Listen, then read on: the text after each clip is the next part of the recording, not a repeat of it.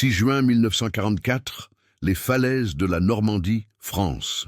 Le vent salé de la Manche fouettait les visages burinés des officiers rassemblés dans la tente de commandement, improvisée au sommet d'une dune envahie par les herbes folles.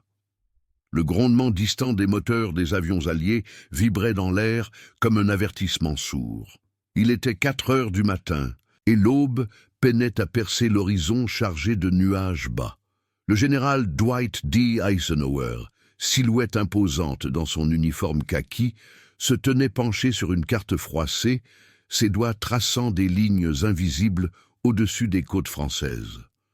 Autour de lui, les généraux Omar Bradley et Bernard Montgomery échangèrent des regards tendus, leur voix étouffée par le crépitement d'une radio qui captait des signaux brouillés depuis l'Angleterre. « Nous ne pouvons pas nous permettre d'hésiter plus longtemps », murmura Eisenhower, sa voix grave coupant le silence comme une lame. Les cartes montraient les plages codées. Utah, Omaha, Gold, Juneau, Sword.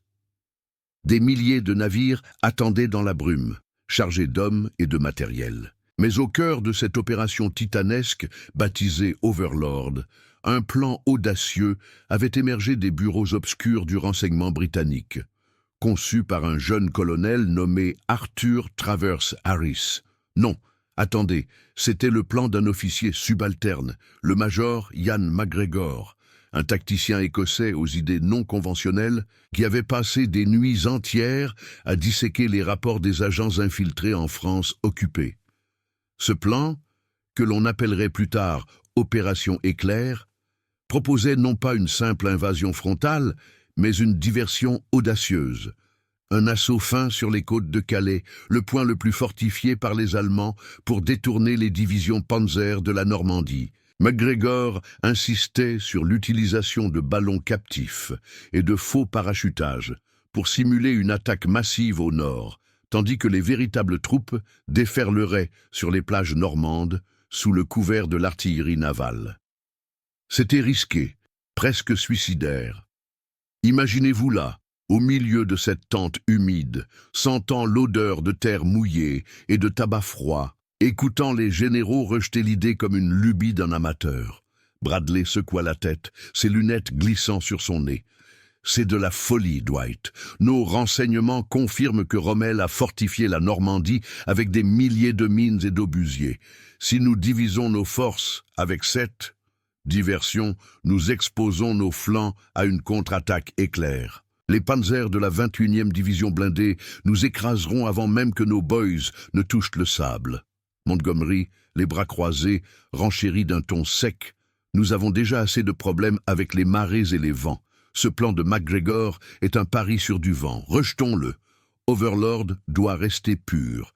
Assaut direct, soutien aérien massif et prise rapide des ports. » Eisenhower hésita, ses yeux scrutant la carte où des flèches rouges indiquaient les positions supposées des divisions SS. Dehors, un orage de coups de tonnerre. Non, c'étaient les premiers tirs d'essai des canons du destroyer USS Texas, ancré au large, fit trembler les parois de toile. Le major McGregor, debout dans un coin sombre, serrait les poings.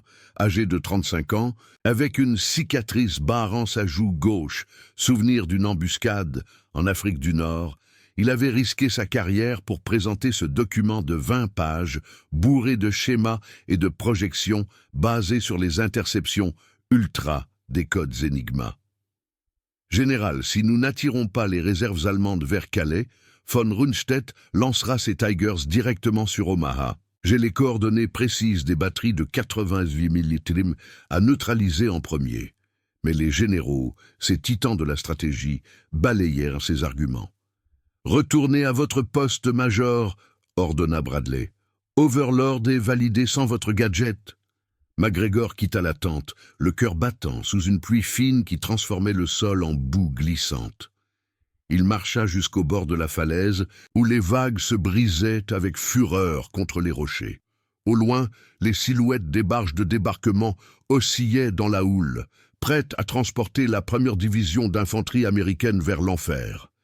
Il savait que son plan, relégué aux archives, pourrait bien être la clé pour sauver des milliers de vies. Mais qui l'écouterait?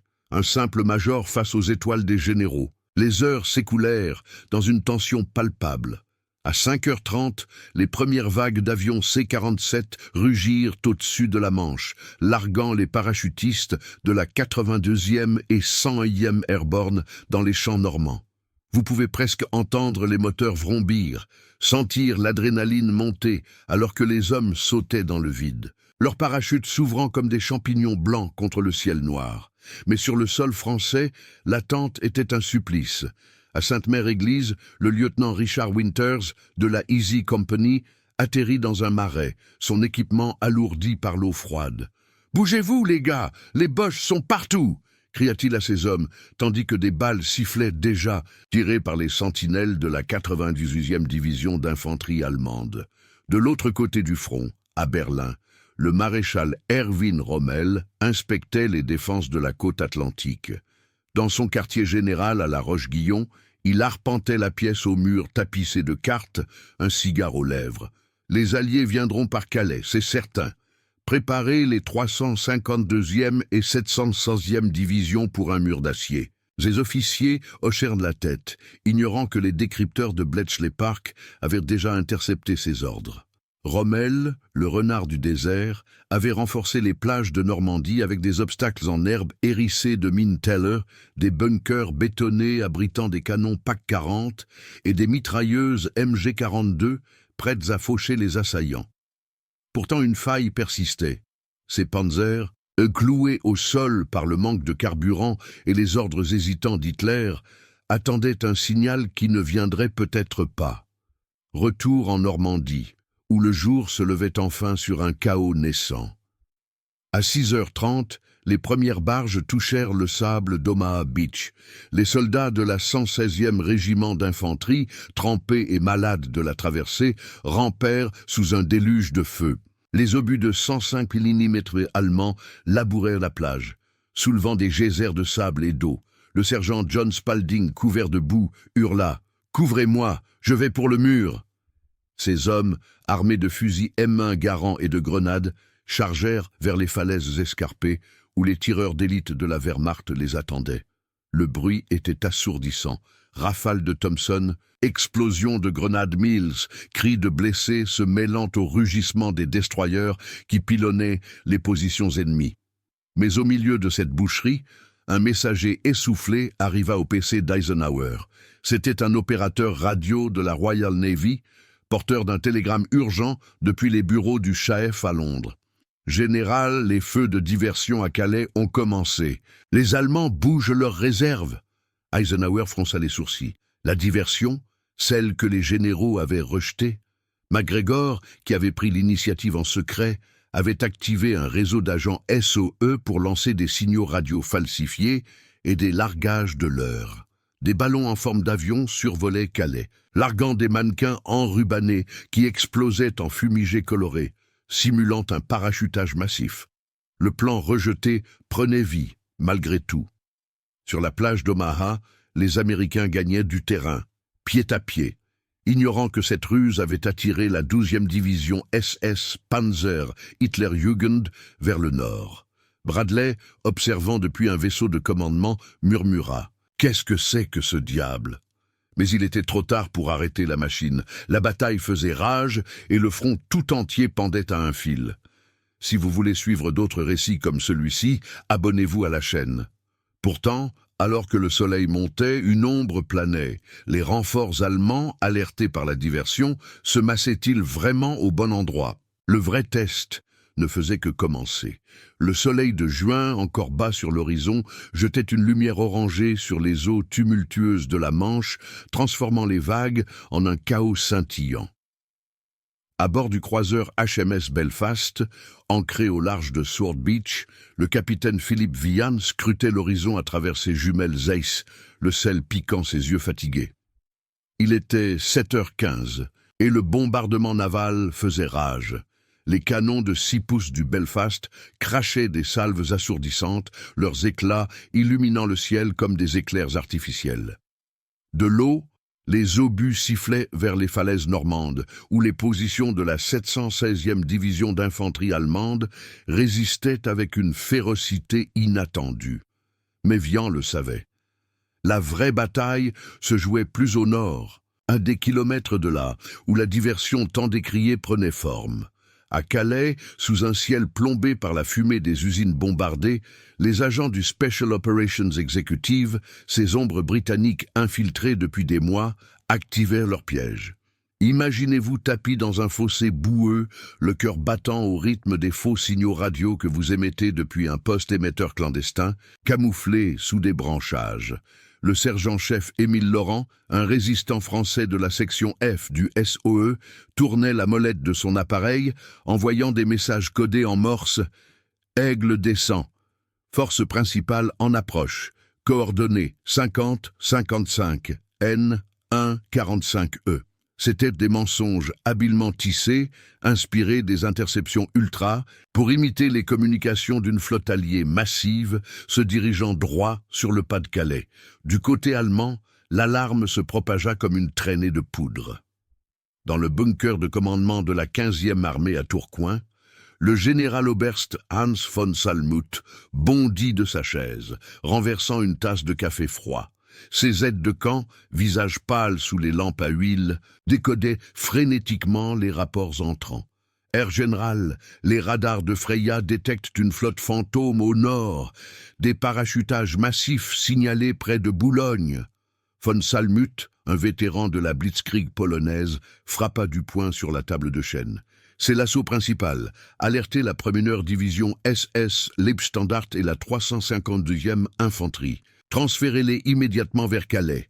Rommel doit être informé. Les Alliés frappent là où nous l'avions prévu. » À La Roche-Guillon, le quartier général de Rommel vibrait d'une activité fébrile.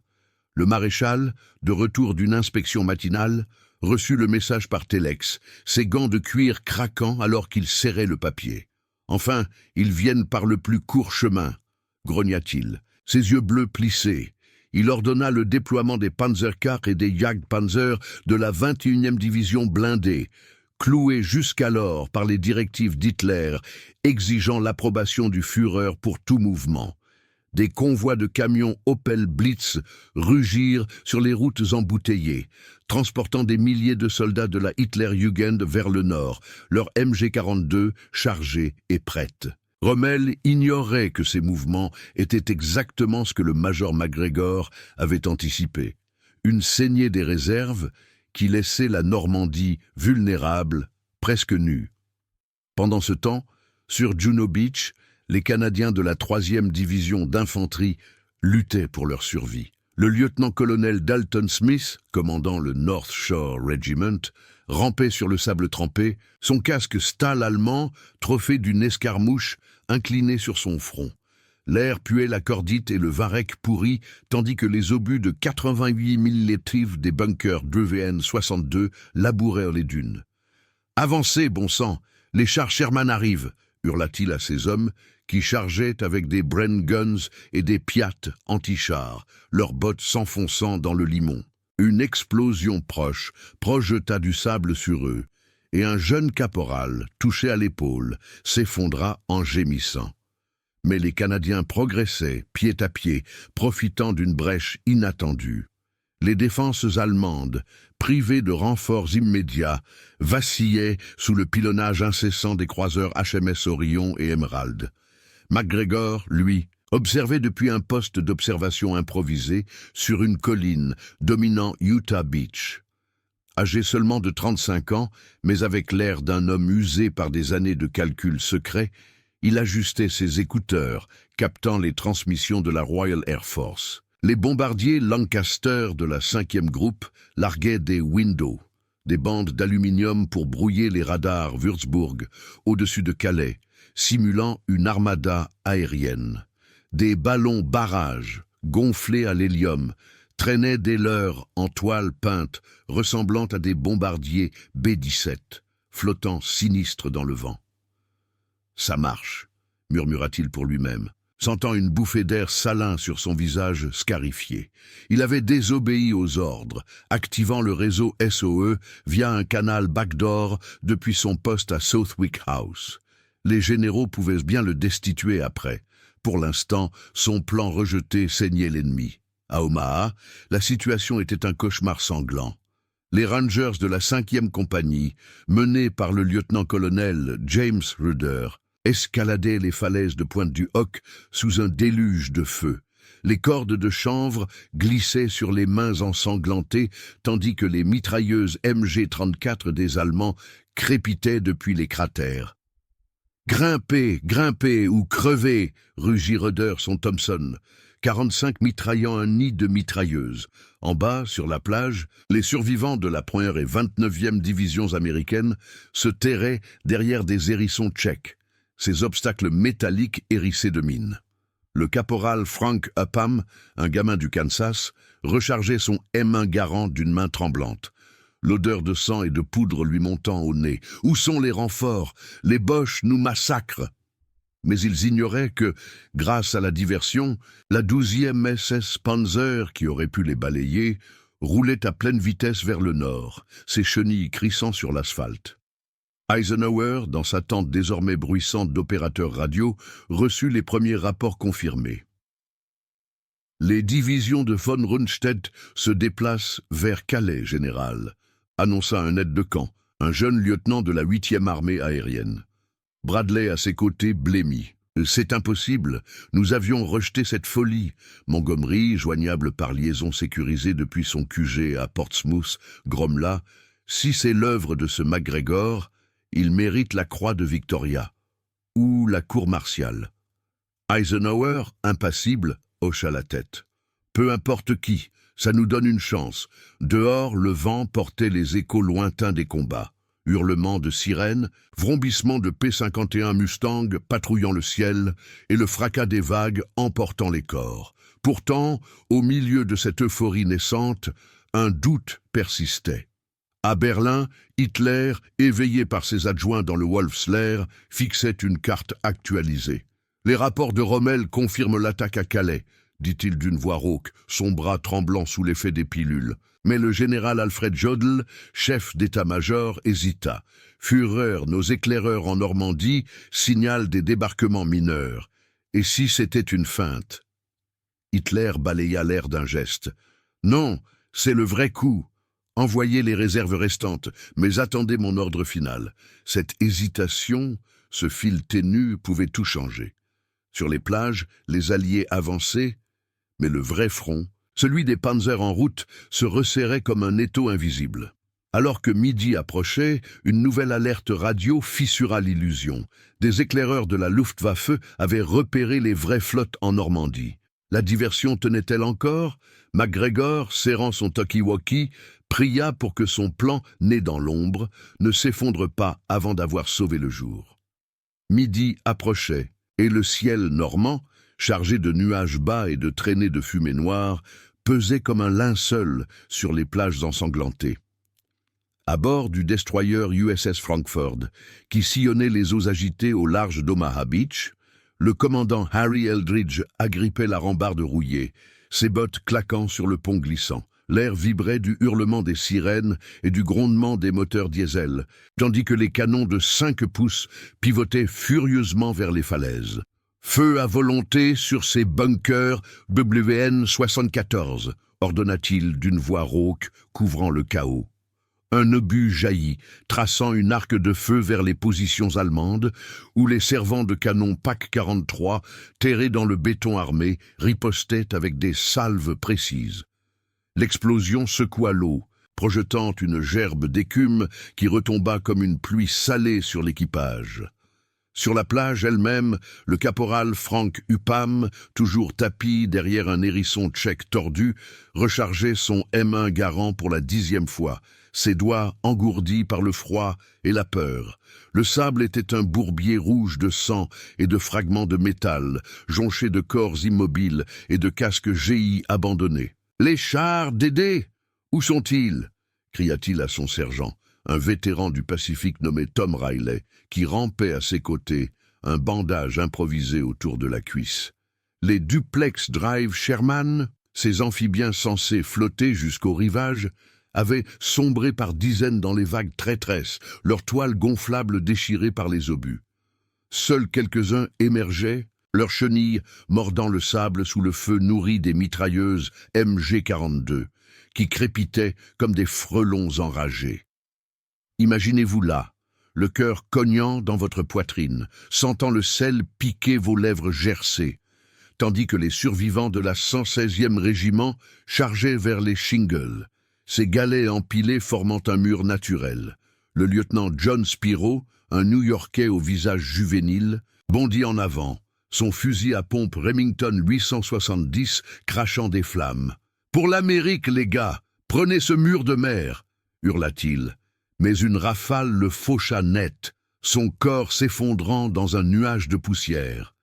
Les Allemands, de la 352e division d'infanterie, tenaient bon, leurs grenades à main style en granate explosant parmi les assaillants. Pourtant, un murmure se propageait parmi les officiers. Les renforts Panzer n'arrivaient pas. La 21e division blindée, attendue pour écraser l'invasion, roulait toujours vers le nord, attirée par les leurs de l'opération Éclair. À des kilomètres de là, dans les collines du Pas-de-Calais, le sergent-chef Émile Laurent et son équipe SOE intensifiaient la supercherie. Cachés dans une ferme abandonnée près de Sangatte, ils actionnaient un générateur ronronnant, alimentant un émetteur radio déguisé en machine agricole. L'odeur de graisse chaude et de terre humide emplissait les tables, tandis que Laurent tapait frénétiquement sur la clé morse.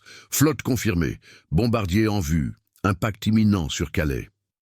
C'étaient des faux, bien sûr, inspirés des codes Enigma décryptés à Bletchley Park, mais si convaincants que les opérateurs allemands, dans leur poste de la Kriegsmarine à Cherbourg, les prenaient pour argent comptant.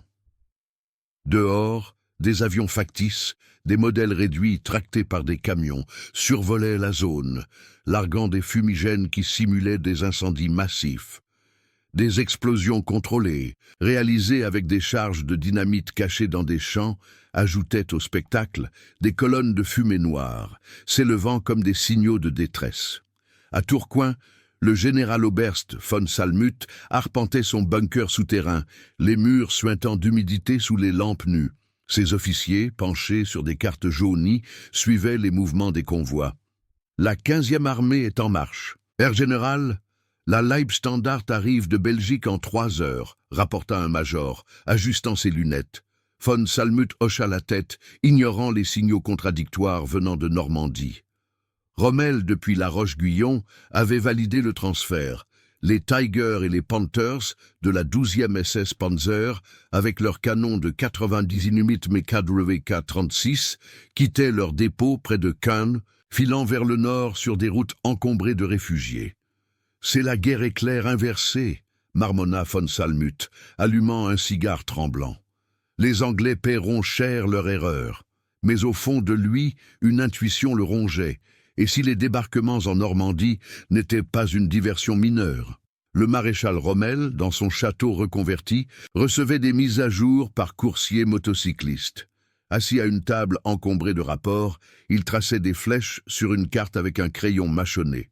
« Hitler doit autoriser le contre-attaque total », dit-il à son chef d'état-major, Hans Speidel, un Prussien aux manières polies.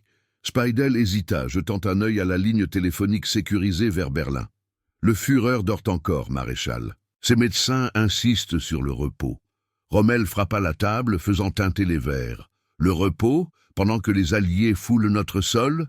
Il ordonna néanmoins des patrouilles aériennes renforcées. Les Focke-Wulf FW-190 de la JG-2 décollèrent de base en Hollande, leurs moteurs Daimler-Benz rugissant dans le ciel.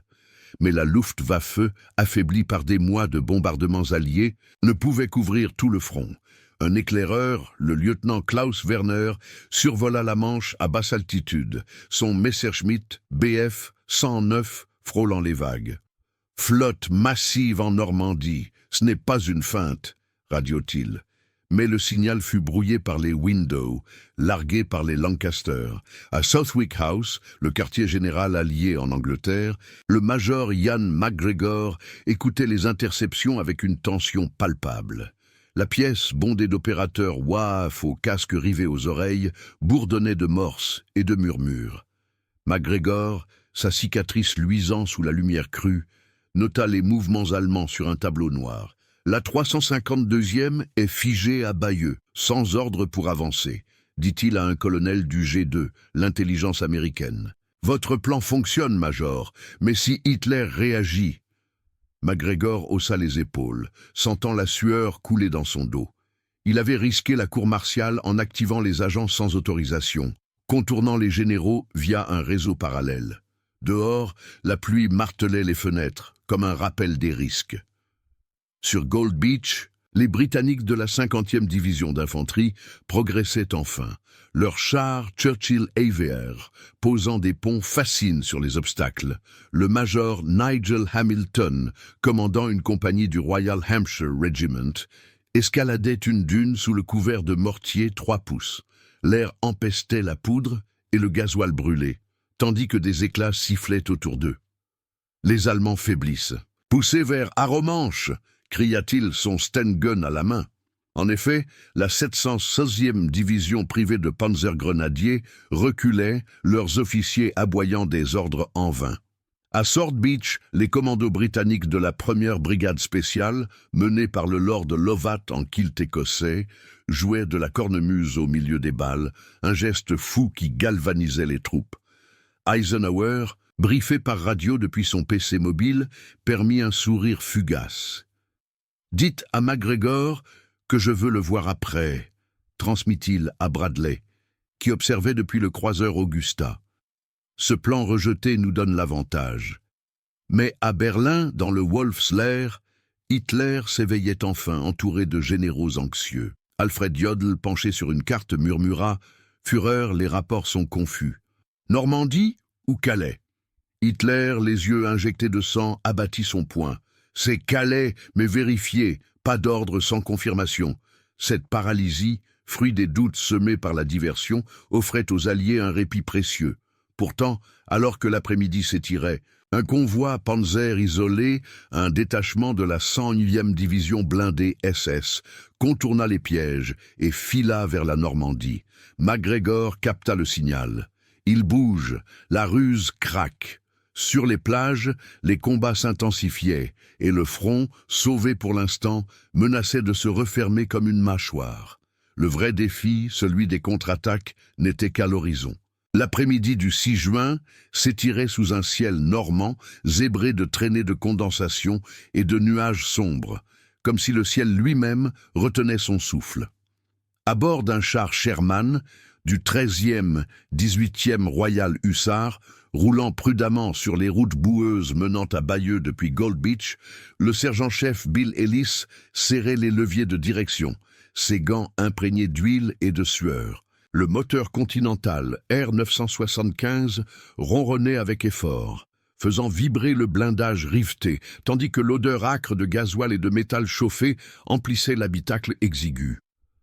Dehors, les champs normands, parsemés de pommiers en fleurs tachés de boue, étaient balayés par un vent salin qui portait les échos lointains des combats, le crépitement sporadique des fusils et le sifflement des obus d'artillerie. « Restez groupés, les gars! Les Boches pourraient surgir de n'importe quel fossé !» grogna Ellis dans l'intercom, ses yeux scrutant les haies bocagères, ces barrières naturelles qui transformaient le paysage en un labyrinthe mortel. Derrière lui, la 50e division britannique avançait avec une détermination farouche, profitant d'un répit inattendu. Les officiers du régiment, armés de cartes chiffonnées et de boussoles prismatiques, notaient les positions. Arromanches était en vue, avec son port Mulberry en construction hâtive au large, des barges Phoenix coulant déjà pour former une digue artificielle. Mais ce qui rendait cette progression possible, c'était l'absence criante de renforts allemands. La 21e division Panzer, avec ses 117 Tigers et Panthers aux canons longilignes de 75 mm, avait été détournée vers Calais, ses chenilles foulant les routes du pas de Calais au lieu de fondre sur Caen. Ellis le savait vaguement grâce aux rumeurs propagées par les signaux radio. Une diversion, un plan fou activé dans l'ombre qui avait trompé Rommel et von Rundstedt. À des kilomètres au nord, Près de Boulogne, la supercherie atteignait son paroxysme. Le caporal anglais Tom Hargreaves, un spécialiste des leurres du 23e groupe de déception, ajustait les amarres d'un ballon captif gonflé à l'hélium, ancré dans un champ labouré. L'air vibrait du bourdonnement des générateurs diesel qui alimentaient des projecteurs anti-aériens factices, projetant des faisceaux tremblants vers le ciel. Imaginez-vous accroupi dans la boue, sentant la terre humide collée à vos bottes, tandis que vous larguez un mannequin lesté d'explosifs, un Rupert, comme on les appelait, avec son parachute en soie blanche et son casque en carton peint. Il s'éleva paresseusement, pour atterrir avec un bruit mat et une petite déflagration, simulant un parachutiste tué au sol. Hargreaves essuya la sueur de son front, écoutant les faux bruits de combat. Des haut-parleurs cachés diffusaient des enregistrements de fusillades et de grenades, couvrant les vraies explosions contrôlées par les équipes SOE. « Continuez les signaux !» murmura-t-il à son binôme, un Français du maquis nommé Pierre Duval. Les Allemands mordent à l'hameçon. Du côté de l'ennemi, à Odingen, le colonel Heinrich von der Heydte, commandant la 6e Fallschirmjäger-Régiment, observait le chaos depuis une tour de guet en béton, ses jumelles Laika braquées sur l'horizon marin. Le vent fouettait son manteau felgros, portant l'odeur de la mer et de la poudre. Des colonnes de fumée s'élevaient des faux largages, et les radars Freya captaient des échos fantômes. Des bandes de chaff, larguées par des mosquitos de la RAF, brouillant les écrans des opérateurs dans les bunkers Würzburg. C'est une invasion massive. Les Anglais et les Américains débarquent ici, aboya-t-il à ses officiers qui relayaient les ordres par radio FUG-16. Von der Heydte, un vétéran des parachutages de Crète, déploya ses hommes. Les FG-42 à crosse pliante prêts, ils creusèrent des positions dans les dunes, attendant une flotte qui n'existait que dans les rapports falsifiés. Ces transmissions urgentes filaient vers la Roche-Guyon. Résistance acharnée à Calais. Renfort panzer essentiel. Rommel, dans son quartier général aux murs tapissés de cartes jaunies, arpentait la pièce comme un lion en cage. La lumière filtrant par les fenêtres occultées jetait des ombres sur son visage buriné, et l'odeur de café amer et de cigares emplissait l'air. Son aide de camp, le major Hans Stelling, tendait un télex frais. Führer approuve transfert de la première SS Panzer vers Pas-de-Calais. Pas de mouvement en Normandie sans ordre direct. Rommel frappa du poing sur la table, faisant trembler les modèles réduits de navires et d'avions. C'est une folie. Nos éclaireurs rapportent des combats intenses en Normandie, mais les signaux de radio indiquent l'assaut principal ici. Hitler hésite encore? Stelling hocha la tête, jetant un œil à la ligne téléphonique vers le Wolfslair. Le Führer, sous l'emprise de ses médecins et de ses pilules, avait retardé l'autorisation finale pour les réserves stratégiques, la 12e armée, sous Walter Model, restant clouée en Allemagne. Rommel ordonna néanmoins « Maintenez les divisions en alerte. Si c'est une feinte, nous perdrons la Normandie. » En Normandie, sur Utah Beach, les Américains de la 4e division d'infanterie consolidaient leurs gains. Le colonel James Van Fleet, commandant le 8e régiment, descendait d'une Jeep Willys, ses bottes s'enfonçant dans le sable encore chaud des explosions. L'air puait le cordite et le varech, tandis que des bulldozers D8 creusaient des voies pour les camions GMC. « Les plages sont à nous, mais quand doit tomber avant la nuit ?» dit-il à ses capitaines, pointant une carte où des flèches indiquaient les progrès. Sainte-Mère-Église sécurisée. Les parachutistes de la 101e Airborne liant les fronts. Un convoi de Half-Track M3 transportait des munitions et des blessés, leurs sirènes hurlant au milieu des champs parsemés de cratères. Van Fleet ignorait les détails, mais il sentait la différence. Pas de contre-attaque blindée massive, juste des poches isolées de la 709e division d'infanterie, affaiblie et démoralisée.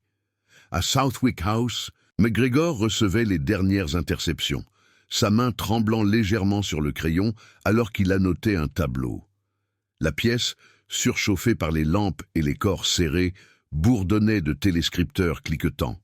La 352e infanterie reste passive à 20 km d'Omaha, rapporta une opératrice WAF, ses écouteurs autour du cou. MacGregor hocha la tête, sa cicatrice se plissant. La diversion tient, mais ce convoi SS isolé. 5 Tigers, en route vers Carentan, si Hitler se réveille. Il activa un canal sécurisé vers Eisenhower. Général, renforcez les ailes avec la 82e Airborne. Le plan saigne leurs réserves, mais une brèche pourrait tout inverser.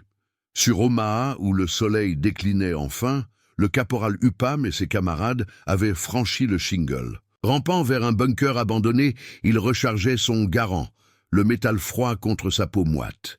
Une patrouille allemande surgit des ruines, 3 soldats de la Grenadier Régiment 914, leur MP-40 crachotant. Upham tira, le recul cognant son épaule, et un Boche s'effondra. « On avance! Les renforts arrivent !» cria Riley, boitant sur sa jambe blessée. Derrière eux, les premiers jeeps et les Ducks amphibies déversèrent des troupes fraîches de la 2e division blindée. Leurs canons de 75 mm pointaient vers l'intérieur des terres. À Berlin, dans le bunker du Wolfslair, Hitler, entouré de généraux au visage tiré, fixait une carte illuminée. Jodl, penché en avant, murmura « Führer, un rapport de la Luftwaffe confirme. La flotte principale est en Normandie. » Calais n'était qu'un leurre. Hitler se redressa, son regard fiévreux balayant la salle. « Tromperie, rappelez les Panzers immédiatement. Modèle, lancez la contre-offensive. » Mais les ordres tardèrent, les lignes téléphoniques encombrées par la confusion. Les divisions, déjà en route, mettraient des heures à pivoter. Le soir tombait, enveloppant la Normandie d'ombres longues, tandis que les premiers succès alliés s'affirmaient. Pourtant, ce convoi SS, serpentant dans la nuit vers le front, portait en lui la menace d'un retournement. MacGregor, fixant l'horizon depuis une fenêtre embuée, se demanda si son plan rejeté résisterait à la tempête imminente. Le crépuscule du 6 juin enveloppait la Normandie d'une brume épaisse, où les lueurs des incendies lointains perçaient comme des yeux malveillants. Dans les bocages près de 40 ans, le convoi de la 101e division blindée SS avançait à tâtons, ses 5 Tigers lourds grondant sur la route étroite, leurs chenilles d'acier broyant les graviers et les branches tombées. Le lieutenant Otto Becker, commandant du peloton, serrait les commandes de son char AOSF. L'habitacle étouffant imprégné d'odeurs de sueur, de tabac et d'huile chaude. À travers la fente du périscope, il scrutait les haies sombres, où les ombres pouvaient cacher des embuscades. « Lentement, les gars, pas de lumière !» ordonna-t-il dans l'intercom, sa voix rauque couvrant le ronronnement du moteur Maybach HL 230. Ce détachement isolé, échappé au filet de la diversion, filait vers le front pour frapper les flancs américains à Utah Beach. Becker ignorait que son mouvement, fruit d'une intuition d'un officier subalterne, était l'exception qui menaçait de fissurer l'illusion fragile tissée par MacGregor. À bord d'un Halftrack Zul 251 suivant le convoi, le sergent Karl Heinz, un Bavarois aux yeux fatigués, chargeait son MG42, ses doigts calleux glissant sur la bande de munitions. L'air froid de la nuit piquait sa peau, portant les senteurs de terre humide et de pommiers écrasés. « Les Anglais nous ont bernés à Calais, mais ici, nous les écraserons », marmonna-t-il à son radio-opérateur qui captait des signaux brouillés de la Roche-Guyon. Les ordres de Rommel étaient clairs, contre-attaque limitée, en attendant l'approbation d'Hitler. Mais Heinz sentait la confusion. Les transmissions parlaient de combats intenses au nord, de panzers immobilisés par des embouteillages et des attaques aériennes sporadiques des Typhoons de la RAF. Imaginez-vous dans ce véhicule brinque-ballant, le cœur battant au rythme des soubresauts, sentant la peur se mêler à la rage, tandis que des éclaireurs à moto Zundap signalent des parachutistes alliés dans les champs avoisinants. Plus au sud, sur les routes menant à Caen, la 12e division SS Panzer Hitlerjugend, avec ses 150 Panthers et ses half-tracks chenillés, stagnait dans une colonne interminable. Le major SS Kurt Meyer, surnommé Panzermeyer, arpentait le bord de la route, son pistolet Walter P38 à la ceinture, fumant une cigarette sous la lueur intermittente d'une torche. L'odeur de diesel brûlé et de métal chauffé emplissait l'air, tandis que des officiers aboyaient des ordres pour dégager un camion renversé. « Pourquoi restons-nous là? La Normandie brûle !» grogna-t-il à son aide de camp, un adolescent de la Hitlerjugend au visage pâle. Les radars avaient détecté les leurs à Calais, et les faux parachutages, ces mannequins explosifs largués par des C-47 modifiés, avaient convaincu von Salmuth de maintenir les réserves au nord. Meyer tapa du pied dans la boue, sentant l'humidité s'infiltrer dans ses bottes. Un message radio arriva enfin. « Attendez l'ordre du Führer, pas de mouvement sans confirmation. » La paralysie allemande, semée par l'opération Éclair, saignait leurs forces, laissant les plages vulnérables mais les Alliés encore plus exposés à toute brèche. À Southwick House, sous les lumières crues des plafonniers, Ian McGregor se penchait sur une console radio, ses écouteurs serrés contre ses tempes. La pièce, saturée d'odeurs de café froid et de papier chauffé par les téléscripteurs, bourdonnait d'activité. Une opératrice du SOE, une femme aux cheveux noués en chignon, lui tendit un rapport intercepté. Les Tigers SS approchent 40 ans.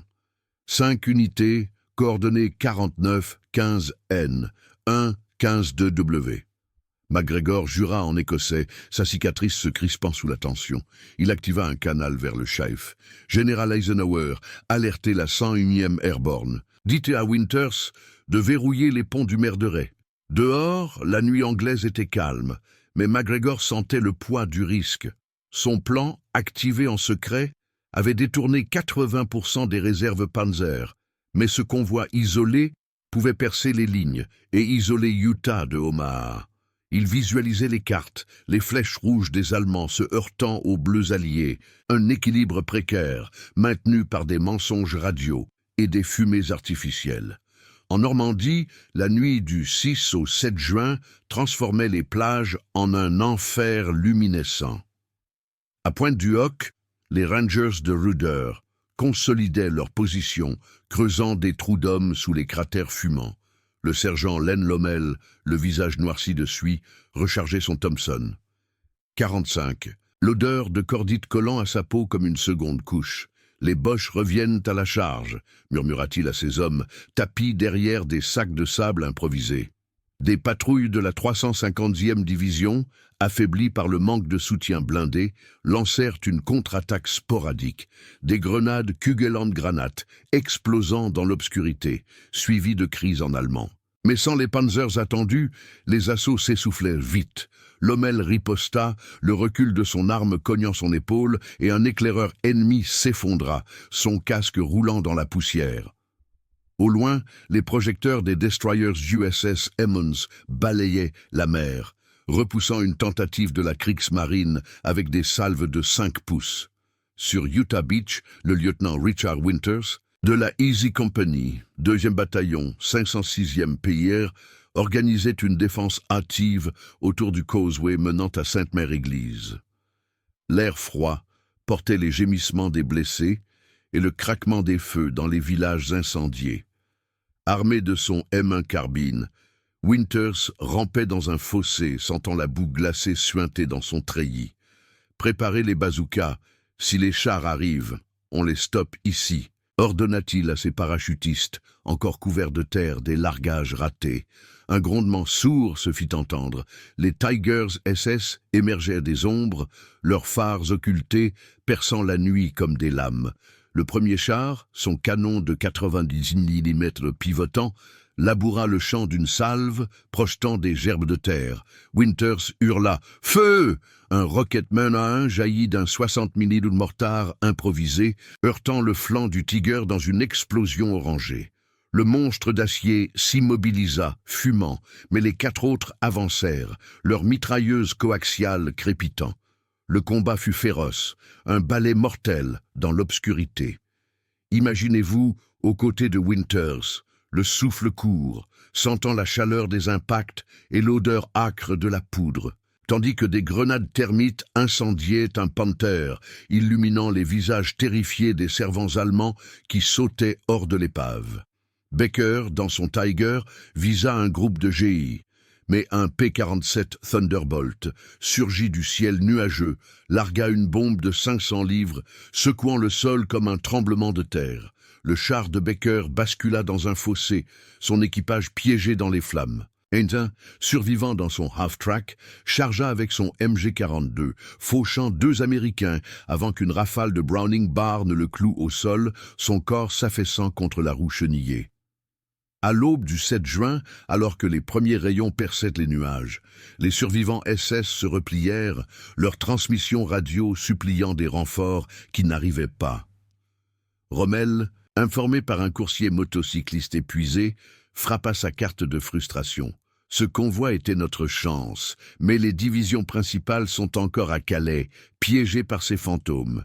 À Berlin, Hitler, enfin briefé par Jodl, ordonna le rappel frénétique. Tourner les panzers vers la Normandie, mais trop tard, les routes étaient encombrées, les carburants rares et la confusion régnait. Model hésita craignant une autre feinte. MacGregor, apprenant la destruction du convoi par radio, exhala un soupir tremblant. Son plan avait tenu, sauvant le front d'une brèche fatale.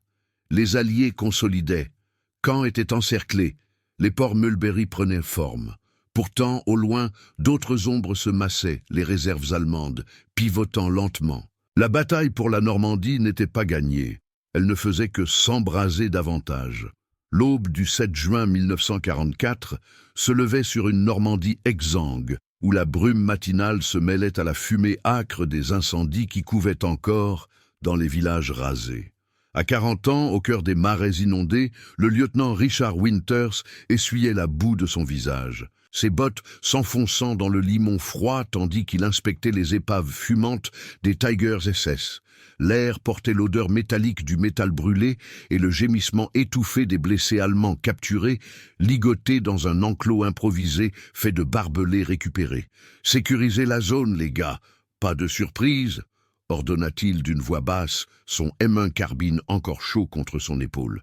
Autour de lui, les parachutistes de la 101e Airborne, épuisés mais victorieux, creusaient des positions avec des pelles entranchées, leurs yeux rougis par la fatigue, scrutant les haies bocagères où l'ombre pouvait encore cacher un tireur d'élite.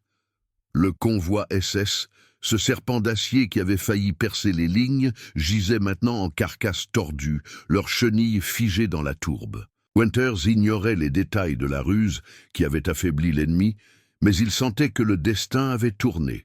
Sans renfort massif, les Allemands reculaient, laissant aux Alliés un souffle précieux pour consolider le front.